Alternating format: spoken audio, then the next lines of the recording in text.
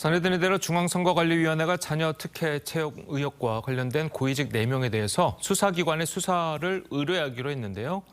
외부 기관과 함께 전현직 직원에 대한 전수조사도 하겠다는 등 신뢰 회복 방안도 내놨지만 이 선관위 자정 능력에 대한 회의로는 계속되고 있습니다. 관련 소식을 두 분과 함께 자세히 짚어보도록 하겠습니다.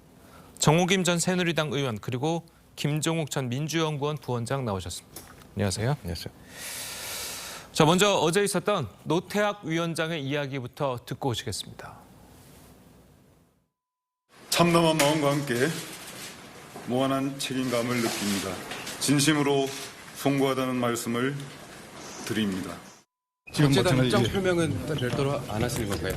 예, 현재로서는 아직 사퇴 계획은 없습니다. 국제에서도 얼마든지 국정조사가 실시되면 저희들 모든 것에 대해서 준비를 감수를 할 준비가 되어 있습니다. 그 외부기관이 감사원도 포함이 될 수 있나요? 회계 감찰이나 이런 부분은 당연히 감사원의 기구일 것이고 준비 법령에 따라서 모든 부분에 대해서 감사를 받을 준비가 되어 있습니다. 이번에 선관위 특별감사 결과를 보면 이 자신의 자녀 채용을 직접 결제하거나 아니면 인사 담당자한테 자녀를 소개하고 추천하는 등 이 아빠 찬스 정황이 여실히 드러났습니다. 수사가 의뢰된 4명을 포함해서 지금까지 드러난 의혹이 10명이고 더 늘어날 수도 있다고 합니다. 그렇다면 앞으로 더 대대적인 수사를 벌여야 되지 않을까요? 대대적인 수사가 지금 불가피한 상황이고요. 예. 사실 우리가 이렇게 정치 평론을 하면서도 선관위가 독립적인 기구이기 때문에 그렇게 큰 관심을 갖지 못했는데 선관위 직원도 수천 명에 달하고요. 예산도 4천억인가요? 그렇게 알고 있습니다. 그러니까 엄청나게 중요한 기구입니다. 또 역사적으로도 그 독립성과 관련한 아주 중요한 일화도 있습니다. 예컨대 박정희 대통령 취임 후에 선관위를 방문하겠다 하자 당시 선관위원장이 오지 말라. 이런 식의 결기를 보여주기도 하고 또 이회창 선관위원장과 관련된 그런 일화가 있을 정도로 독립성 하면 선관위 이렇게 생각을 했었는데 최근에 나오는 이러한 어떤 그 채용 비리는 정말 참담한 상황입니다. 그래서 어느 언론에 소쿠리 추천해서 그다음에 옆구리 채용이다. 지난번에 왜 그 소쿠리에서 그렇죠. 네, 그런 비아냥이 지금 나올 정도인데요. 근데 아마 이게 검찰이 수사를 한다 그래도 제약이 있을 것으로 알고 있는데 지금 여기 아빠 찬스를 쓴 사람들이 특히 이제 고위급이 많잖아요. 예. 그럼에도 불구하고 이 내부 개혁을 위해서 대대적인 수사는 지금 불가피한 상황이다 이렇게 보여집니다. 예. 지금 화면에 나옵니다만 저 네 분이 수사 의뢰를 받고 수사 대상이 된 4분인데 이 선관위가 저 4분에 내린 방침에 대해서도 말이 나오고 있어요. 의원 면직을 결정을 했는데 이 의원 면직이 뭐냐? 공무원 연금도 받을 수 있고 또 다시 공무원으로 채용될 수도 있는 그런 식이거든요. 예. 왜 해임이나 이런 식으로 되지 않았을까요?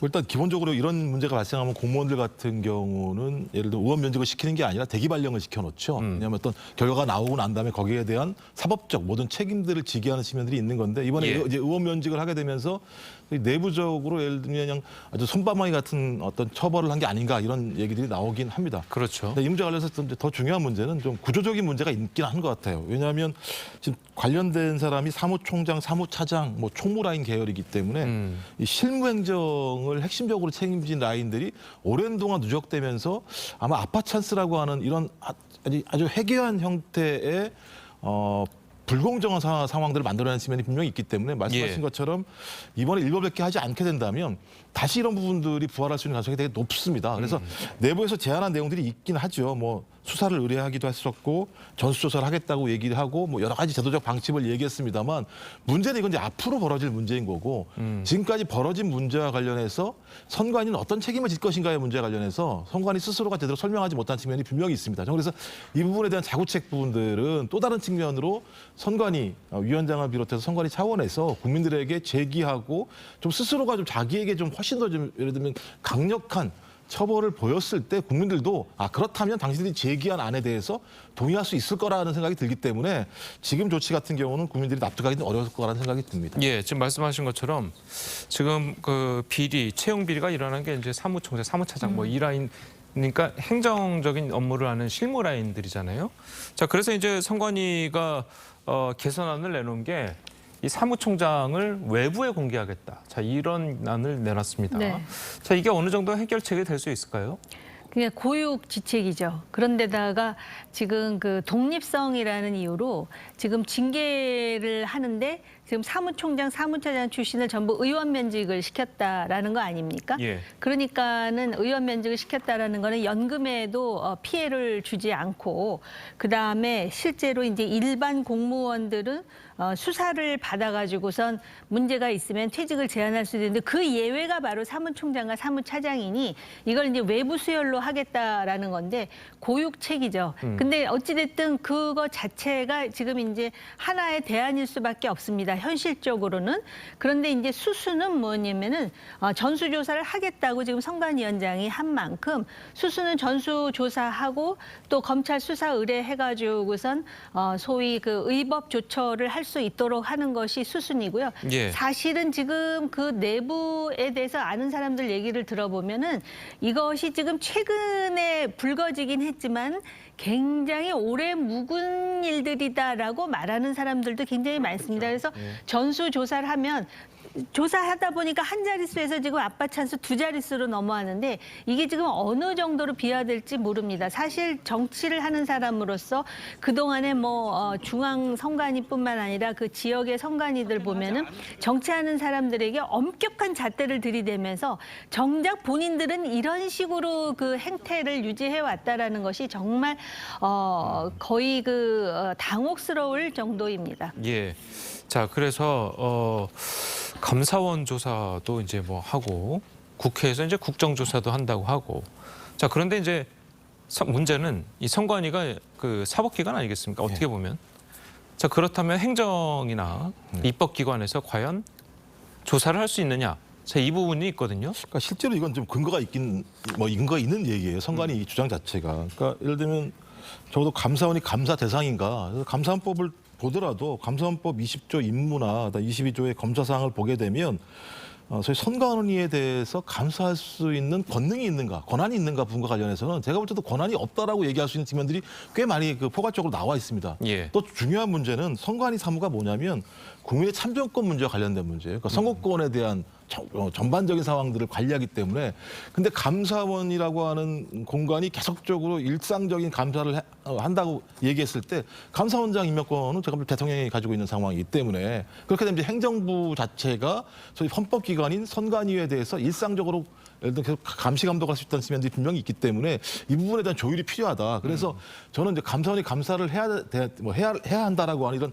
어떤 현재 상황에 대한 분노에 의해서 제기될 부분이 아니라 적어도 국민의 세금으로 운영되고 있는 기관들에 대해서는 어떤 형태로든지 감사원이 아니라고 하더라도 일상적인 감사를 받을 수 있는 내용들을 법제화할 필요가 분명히 있다는 생각이 들어서 예. 이번에 어떤 그런 부분들의 공백이 분명히 있기 때문에 국회 차원에서 이 여백을 좀 채울 필요가 분명히 있을 것 같고 또 하나는 이제 현 정부 들어와서 이제 감사원에서 보여준 행태를 보게 되면 상당히 사정의 수단으로서 감사원이 활용된 측면이 분명히 있습니다.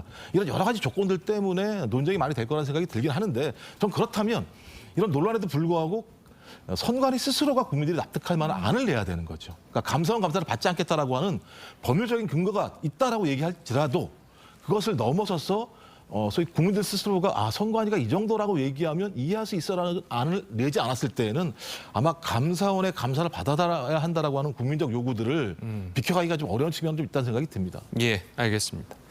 자, 그리고 이 노태학 선관위원장 이 거취 문제를 두고 여야가 입장차가 뚜렷하죠. 이 관련 이야기 먼저 듣고 오시겠습니다. 노태학 위원장의 입장 발표는 검찰 수사와 사퇴 두 개의 키워드면 충분합니다. 부디 뼈를 깎는 자성의 노력을 먼저 보이십시오.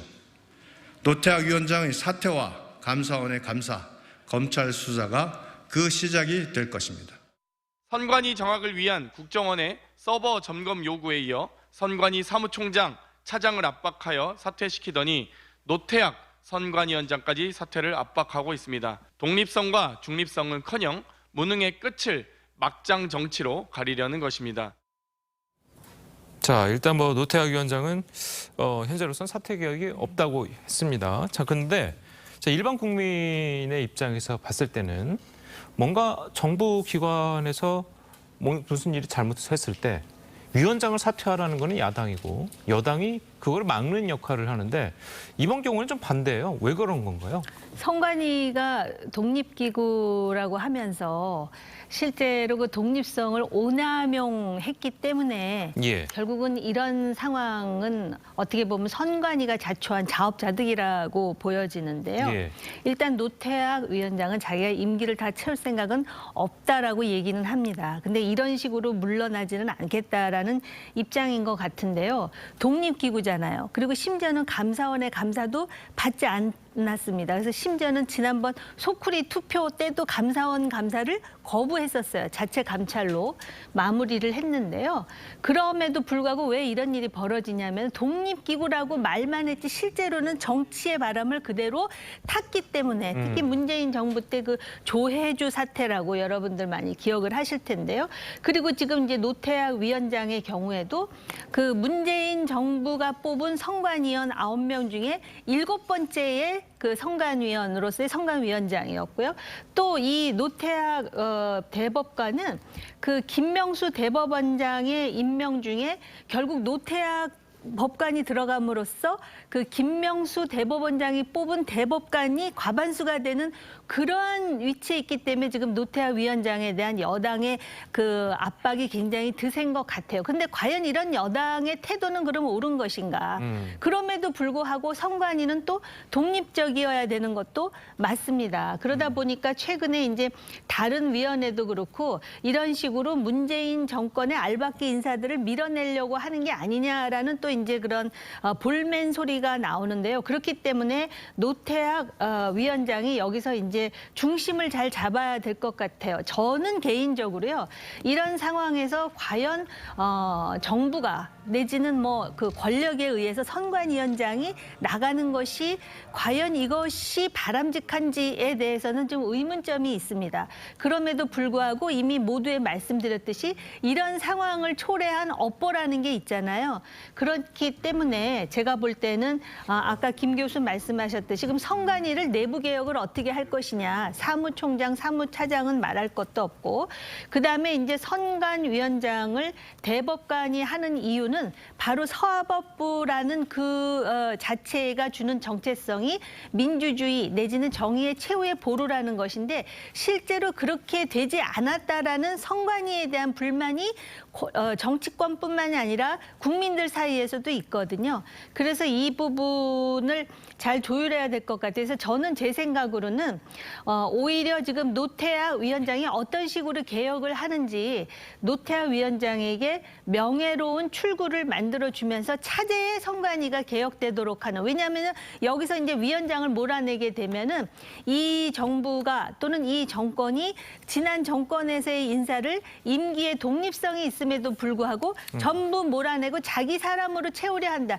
또 다른 정치가 또 행행할 것이다라는 그런 그 불평과 비난을 또 감수할 수밖에 없는 상황이 만들어질 것을 두려워해서 차제에 오히려 윤석열 정부 때에 이 부분이 바로잡히는 그런 하나의 전례를 남기는 것이 어떨까 이런 생각도 들어요. 네, 알겠습니다. 자, 계속해서 다음 이야기 좀 해보도록 하겠습니다. 자, 가상화폐 보유 논란 이후에 민주당을 탈당하고 잠행을 이어갔던 이 김남국 의원이 17일 만에 이 국회 모습을 드러냈다고 합니다. 영상 보시겠습니다. 오늘 무슨 일로 오신 거예요? 그 윤리특위나 자문위 출석하실 예정이세요? 네, 그 윤리특별위원회에서 결정한 절차에 따라서 성실하게 소명을 할 계획입니다. 네. 의원님 혹시 뭐 자진 사퇴하시거나 이럴 의견은 여기까지는 말씀. 자, 윤리위에 특별 출석해서 성실하게 소명할 계획이다. 자, 보면은 뭐 당연한 얘기를 했어요. 뭐 사퇴 얘기는 아예 그냥 뭐 언급도 하지 않았고요. 어떻게 보셨습니까? 자기는 내년 총선 때까지 공천은 못 받을지 모르지만 끝까지 국회의원직을 하다가 끝내겠다라는 입장을 다시 한번 분명히 했을 뿐만 아니라 지금 국민의힘에서 왜 그 돈 세탁과 관련한 그런 의혹을 자꾸 제기하잖아요. 근데 본인은 그건 아니라는 자신감은 좀 있는 건가 예. 싶을 정도예요. 그러니까는 그건 아니더라도 내부 정보를 활용했는지 아니면 이해충돌 방지법에 위배했는지 더군다나 국회의원으로서 어찌됐든 돈 거래, 코인 거래를 업무상 했던 거 아니에요. 중요한 위원회 때. 근데 그런 거를 쏙 빠지고 지금 이제 민주당에서 밀어붙이는 왜 그 윤리특위에서의 그 국회 출입 정지 한 달 있지 않습니까? 30일. 그렇게 해서 대충 이제 정리를 하려고 본인이 그런 전략을 짜가지고 가평인가 어디서 왜 포착되지 않았습니까? 그때 뭐 빗썸 거래 내역이라든지 뭐 이 거래 내역을 가지고 전략을 만들어가지고 지금 등단한 것이 아닌가. 그리고 최근에 왜 14명의 국회의원을 업비트에서 위믹스인가요? 위메이드인가요? 방문한 기록을 보니까 거기 김남국은 없다 그래가지고 민주당 내 김남국을 중심으로 하고 상당히 고무됐다라는 얘기도 나오지 않습니까? 그래서 전략은 사퇴 안 한다라는 거는 거의 분명한 게 아닌가? 개인적으로 그런 생각이 들어요. 예. 자, 그렇다면 17일 만에 국회의 모습을 드러낸 이유는 어디 있다고 보십니까? 뭐 제가 볼 때는 국민적인 압력이 분명히 있었죠. 그러니까 많은 언론에서 나왔던 내용이 국민의 세금을 받고 국회의원직을 수행하고 있는 어떤 국회의원이 세비를 받으면서 국회 일을 하지 않는 게 말이 되느냐. 그래도 뭐 좋은 일을 한 것도 아니고 여러 가지 구설에 올라온 상황에서 그런 부분과 관련해서 자명을 더 할 수 없다라고 판단한 것 같고요. 또 하나는 나름대로 좀 준비를 한 것 같긴 해요. 그러니까 예. 이런 문제들이 발생하게 되면 여기에 대해서 내가 어떻게 대응해야 되는지에 대한 준비를 한 것 같고 그럼 준비가 끝나고 난 다음에 본인 스스로 계속 무죄라고 얘기하니까 본인의 결백을 밝히겠다고 생각하는 것 같고요. 저는 그런 차원에서 이제부터는 아마 김남국 의원이 차근차근 나오는 내용마다 거기에 대해서 반박의 논거들을 제시할 거라는 생각이 들어요. 그래서 지금 최고의 핵심적인 내용들은 본인이 자금 세탁을 한 것이냐 아니면 손실을 본 것이냐 이 두 가지 문제 이 둘 중에 하나 문제 아니겠습니까? 이미 기본적으로 윤리적으로 본인이 국회의원의 상임위에서 어떤 형태로든지 이익을 위해서 거래 활동을 한 것은 밝혀졌기 때문에 그 부분에 대해서는 윤리가 판단할 문제인 것이고 사법적으로는 계속 제기되고 있는 자금 세탁인가 아닌가 문제 그냥 일반 손실인가 문제이기 때문에 이 두 부분과 관련해서 본인이 이거 밝히겠다는 생각을 하는 것 같고요. 하지만 이제 문제는 이제 민주당 내부에서 불거지고 있는 김남국 의원 스스로 이 문제에 대한 정치적 책임을 져야 되는 이런 부분에 대해서 김남국 의원이 어떻게 설명할 것인가 문제는 여전히 남아 있는 거죠. 그러니까 국민들의 분노는 계속 예를 들면 여전히 있는 상황인 것이고 사법적인 처리 문제뿐만 아니라 본인이 지금까지 보여왔던 어떤 행위에 대한 국민적 분노에 대해서 납득할 만한 본인의 설명 또는 행동을 보여줄 수 있을 것인가 그것을 보여주지 않았을 때 계속 어떤 내년 6월달까지 임기를 다 한다라고 하는 것이 실제 어떤 의미가 있을 것인지에 대해서 아마 좀 시간이 지나게 되면 김남국 의원도 판단할 거라는 생각이 드는 것이고요. 근데 지금 당장은 제가 볼 때 김남국 의원은 여기에 대해서 사퇴할 생각이 없다. 아마 여론의 상황들을 보겠죠. 근데 계속 여론 자체가 악화되었을 때 결백을 호소하는 방법 중에 하나로서 국회의원 사퇴라고 하는 카드는 가질 수 있겠습니다만 그건 제가 볼 때 가장 나중에 가져야 될 마지막 카드라는 생각이 들고 지금은 그 카드를 내놓을 생각이 없다라고 좀 판단하는 것 같습니다. 그럼 지금 김남국 의원이 생각할 때 좀 상황이 본인에게 유리하게 돌아오고 있다. 이렇게 그런데 판단하고 유불리 문제는 아닌 것 같아요. 문제의 핵심은 본인은 그렇지 않다고 계속 주장하는 거예요. 예. 본인은 자금 세탁한 적이 없기 때문에 윤리적인 문제와 관련해서 국회의원의 윤리규범에 어긋나는 행동을 한 건 사실이기 때문에 윤리 차원에서 본인을 불러서 그 문제에 대해서 제기한다면 본인이 소명하겠다 이런 얘기인 것이고 사법적인 문제에서 본인이 잘못 없다고 지금 판단하는 것 같습니다. 예, 알겠습니다. 자, 오늘 두 분 말씀은 여기까지 듣겠습니다. 잘 들었습니다. 고맙습니다.